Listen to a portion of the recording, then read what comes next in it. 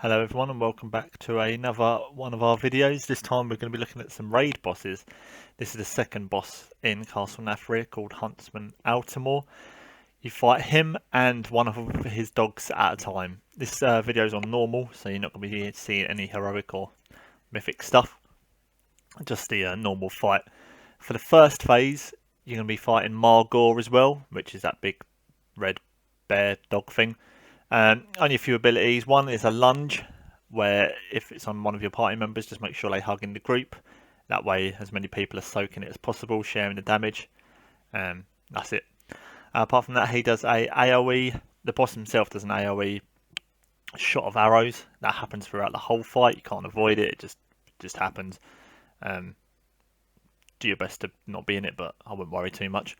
The other main ability he does throughout the whole fight is Sin Seeker, where if you see on the ground there's 3 red arrows that come out.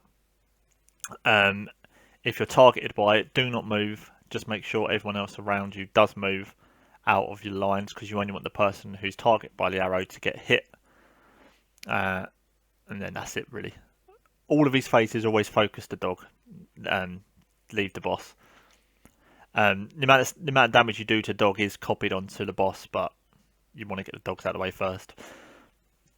Phase 2, now we take the boss to one side of the room and we have Barghest at the back of the room because it does an ability called Rip Soul, where it, as you can see there's like a little shadowy gnome walking towards the boss. Basically rips the soul of the tank, and then that soul makes its way to the boss, and if it reaches the boss it does shitloads of damage. The only way to stop it is to heal it to full, so that's why we've spread them out far away from the room. Apart from that, it does the oh, here you go, look, I've got the Sin Seeker on me now, so just make sure I move to the sides of the room so it's only me getting hit by the arrow, and then I run back in. Apart from that, it does shades, so you've got a shade at the back of the room there. It needs to be CC'd. The more stacks of it being CC'd, basically you can see it building up. It's on 12 stacks underneath its cast bar. The more it's kept under control, the more damage it takes. So we CC it until it's on about 15 stacks, and then afterwards we just all pile in and kill it, and then just go back to the dog. It's quite simple as that, really. What you got to be careful about is when they do come out, you see they're coming out in a few seconds now, that the tank just disappears to the other side of the room, and we all do, because then the shade will come out and then it's clear away from everyone, so it can just be CC'd away from the group. Otherwise you can get hit by, like, my glaives can hit it, or trinkets can pop it, or anything really can pop it. So you just need to make sure it stays CC'd up to about 15 stacks, then kill it and just keep interrupting it. Never let a cast go out of its cast, because it will destroy the group quickly. So once he's dead, then the third dog comes out. Oh, we'll kill the shade off first. The third dog comes out, and this is where you're going to want to pop hero and just nuke everything down. As you can see, my metamorph is not off cooldown yet, because I think I popped it at the first part, which is a bit of a shame, because it'd be good just to nuke this boss down. Main things you need to worry about here is that howl on the party members. If you get that, just move to the side of the room, because it leaves a yellow patch on the floor. Once that drops, just come back in.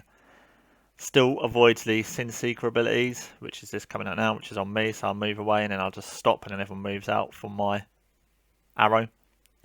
And the other part of this fight is the boss, the dog itself. Every time it's stationary, it's doing a stacking damage on the tank. So you see, so I think it looks like it's on 9 stacks there, and so it's absolutely devastating the tank. So to get those stacks down, you need to move the boss, or the dog rather. But every time you move the dog, for every stack that's removed, it does pulsing AoE damage on the raid.